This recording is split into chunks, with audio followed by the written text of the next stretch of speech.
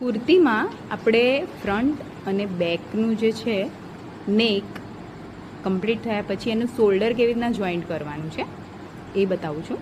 એના માટે શું કરવાનું છે, તો આ સીધો ભાગ ફ્રન્ટનો, બેકનો સીધો ભાગ એકબીજાને આવી રીતે સામસામે રાખવાનો છે અને ફ્રન્ટનું જે છે આ આપણે જે ફિનિશિંગ કર્યું છે નેકલાઇન એવું જ રાખવાનું અને બેકનું આવી રીતે કરીને એનું લેવલમાં કરીને ત્રણે ચારે ચાર લેયર આમ લેવલમાં કરીને એને સિલાઈ કરવાની છે.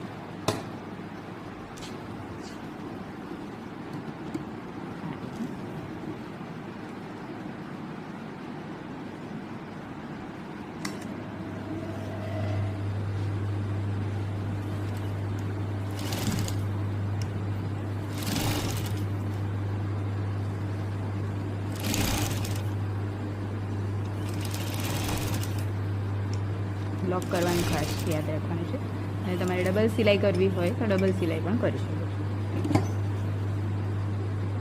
બંને બાજુ આ રીતે સિલાઈ કર્યા બાદ જોઈ શકો છો તમે એને આ રીતે પલટાઈ દેવાનું છે.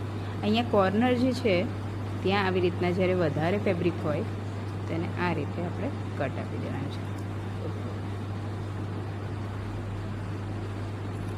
બરાબર છે, અને પલટાઈ દેવાનું છે એટલે અહીંયા બહુ ખાંચવું પડે નહીં, એટલા માટે જોઈ શકો છો. આ રીતે આપણે ફિનિશિંગ કર્યું છે. હવે એનું ફ્રન્ટ તમને બતાવી દઉં. આ બેક સાઈડ હતું, જોઈ શકો છો આપણું શોલ્ડર જે છે જોઈન્ટ થઈ ગયું છે એકદમ ક્લીન. ઓકે.